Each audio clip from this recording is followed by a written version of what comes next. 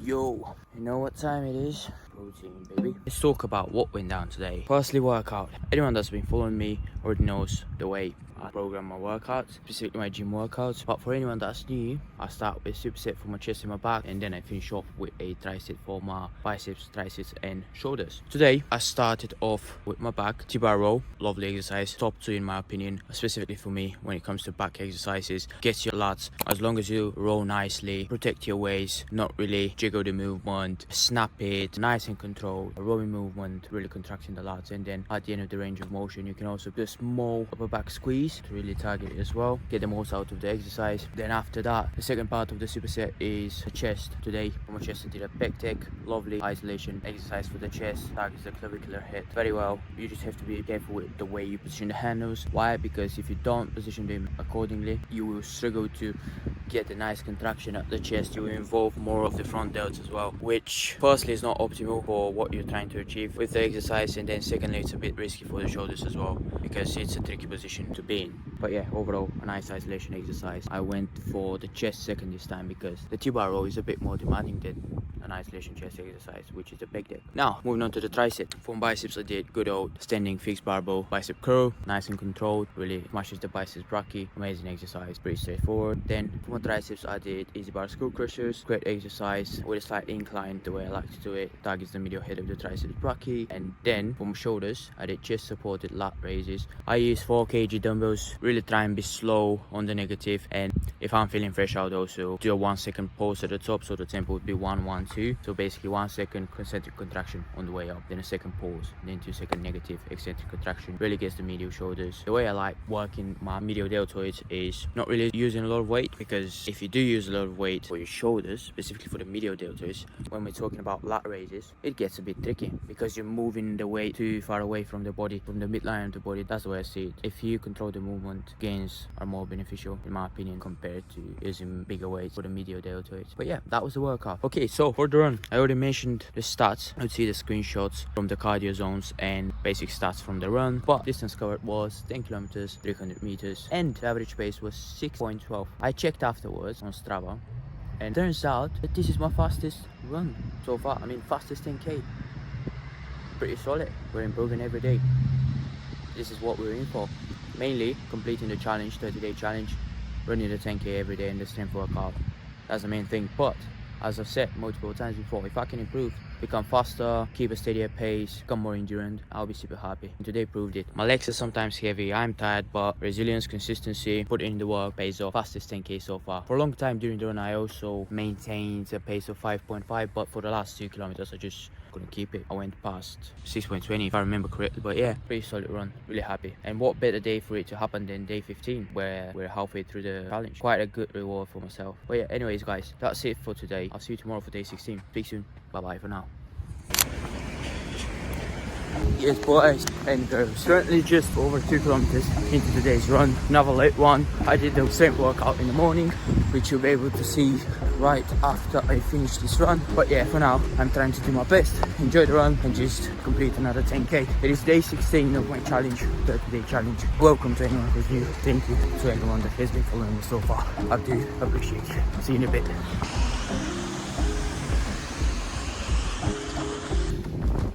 What's happening? 7.7 kilometers into this run. It started raining now. Not long left, just a little over 2 kilometers. The rain makes it a bit more annoying, but no complaints here. Just keep on running, keep smashing those kilometers, and then day 16 must come home. Main thing, you know, the distance must be covered every single day of this challenge without a fail. Yes sir. Keep on digging, stomping on them roads. Yes sir. Alright, I'll talk to you at the end, where you also, as I said before, you see the workout. Alright.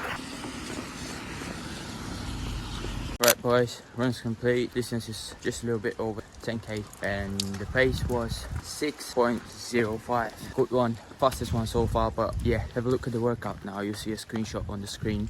Gotta hold it there for like 5 seconds. If you want to try the workout, just screenshot it and give it a go. You also see the exercises, and then I'll speak to you for the recap of what went down today for day 16. Peace soon.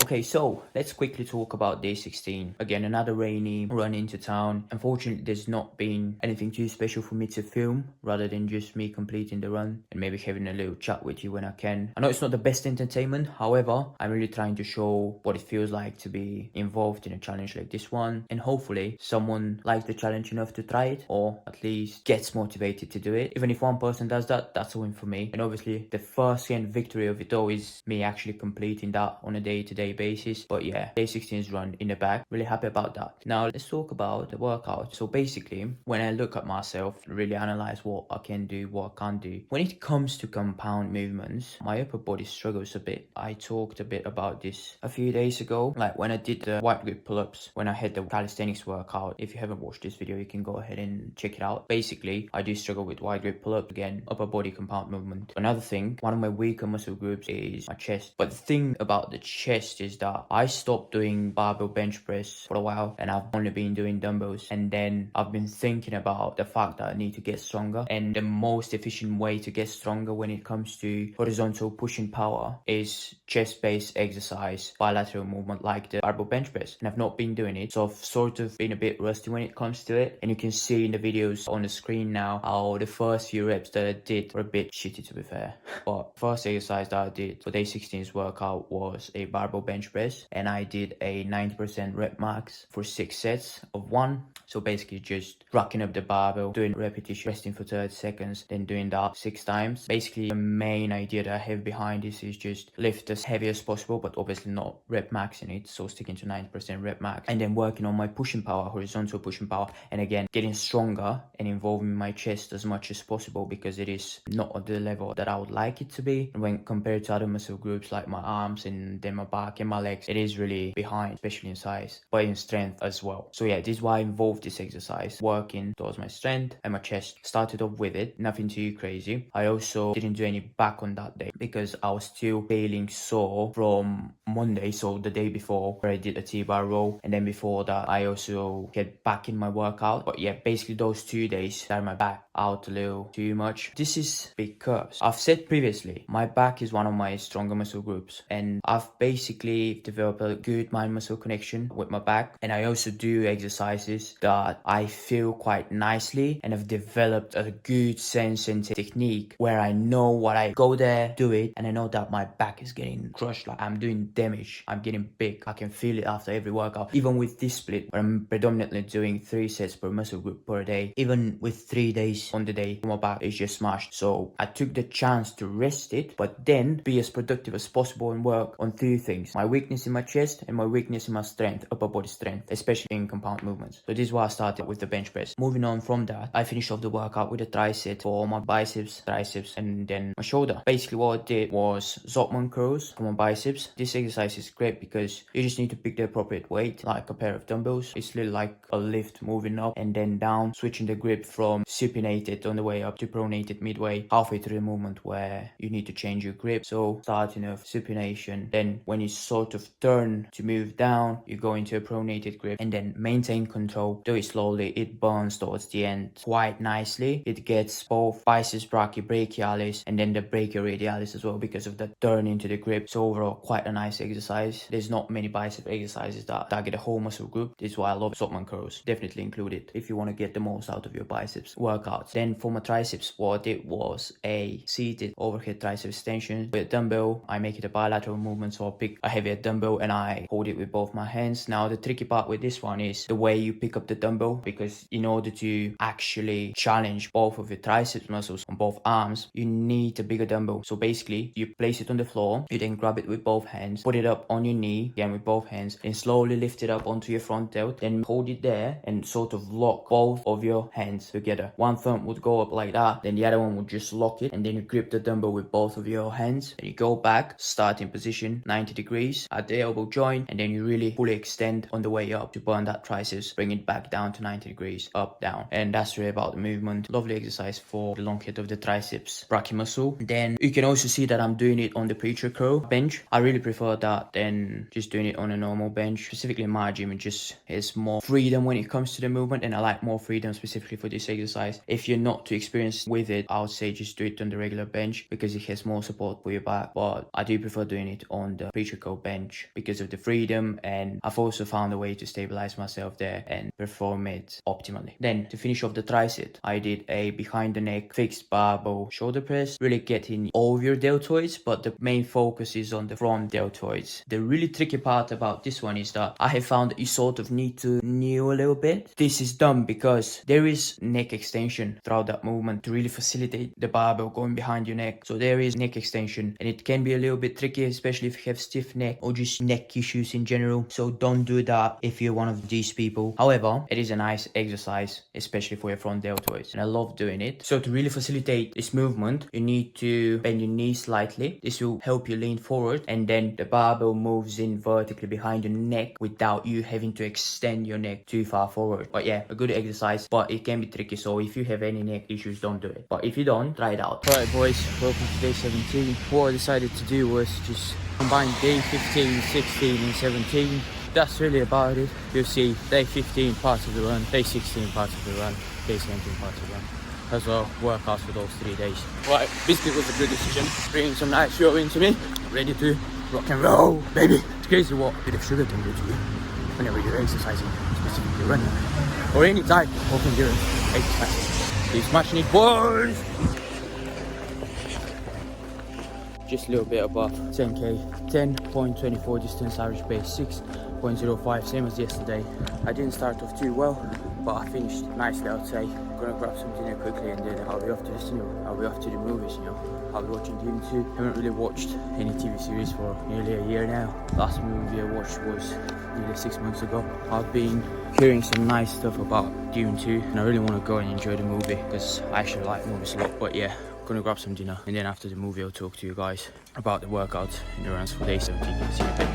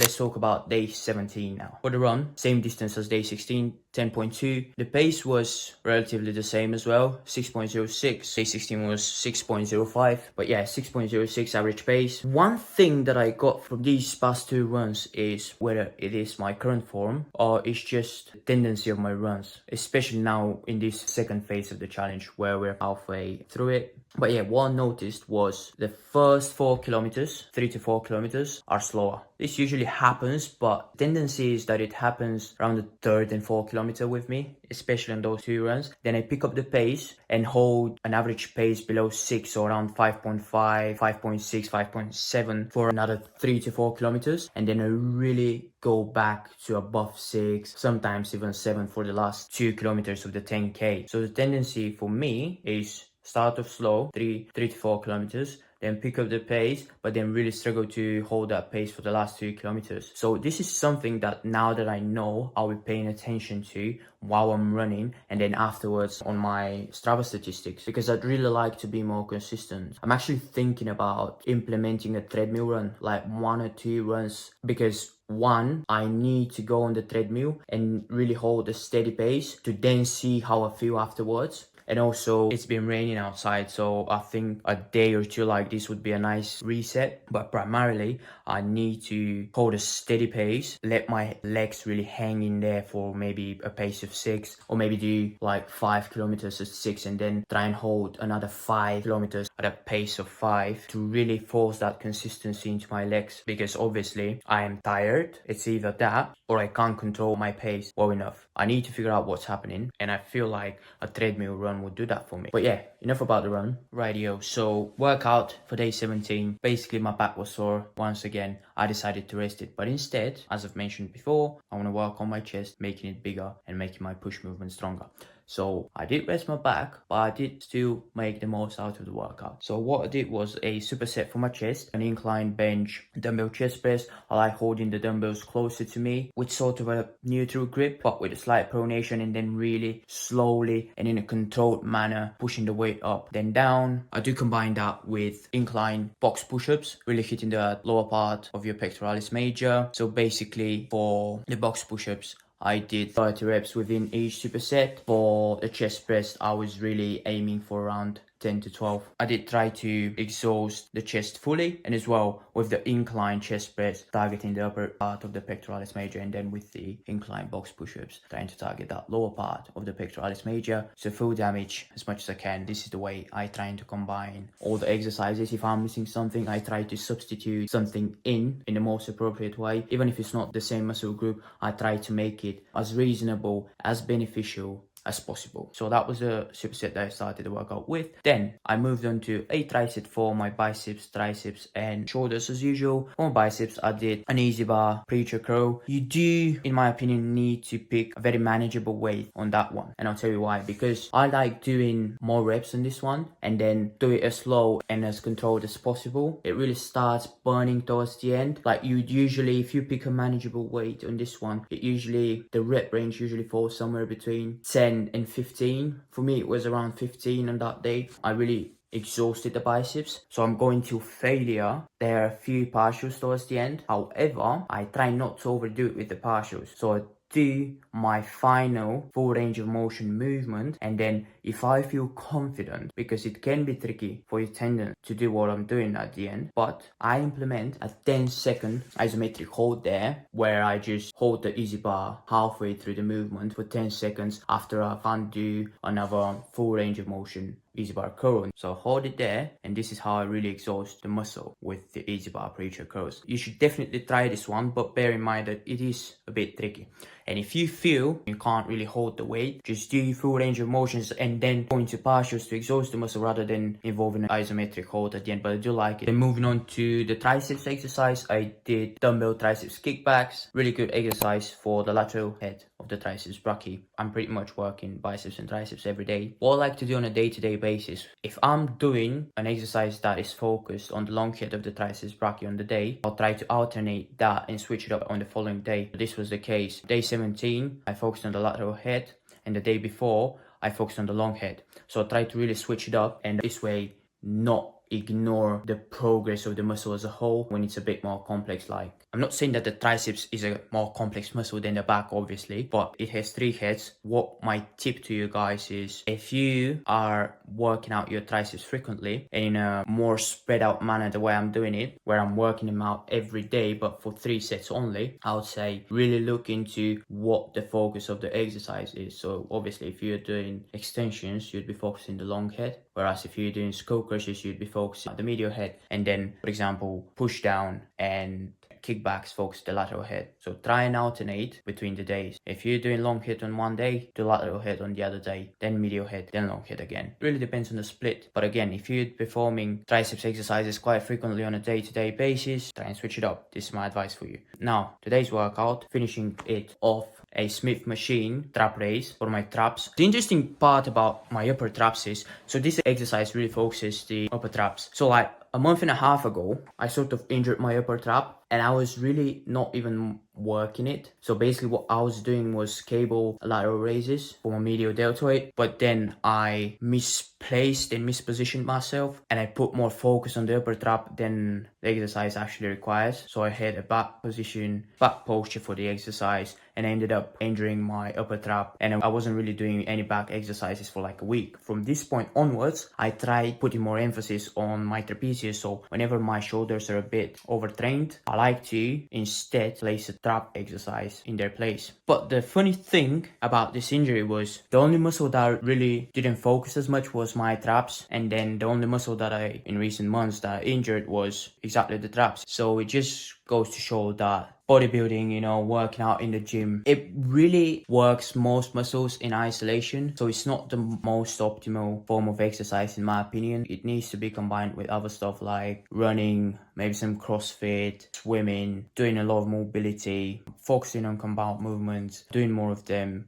Try and put variation into your workouts rather than just going in fully isolating a muscle. Yeah, it's going to grow, but our muscles are connected and they work together. So it really just goes to show that working a muscle in isolation is not optimal, one. And then two, if you forget to work a muscle in the gym and it ends up being weaker than the surrounding muscles, then when an exercise comes and you either make a mistake like myself and you work a muscle that's not intended to be worked within an exercise, or in general a more compound focused exercise that just requires muscles that are close to each other from the same muscle group to work together at a higher intensity, well, these scenarios that I just mentioned will just bring out your weaknesses. And this is what happened with me. I hadn't properly worked out my upper traps specifically. What does get injured? My upper traps. So be careful in that. It's a lesson for all that I would like to share. Really work all your muscles in the gym. Don't repeat my mistake. As a finisher, today's 17's workout, I did 2 ab exercises. First one, I did 3 sets of 20 leg raises over a kettlebell. Really nice exercise, focuses both your abdominals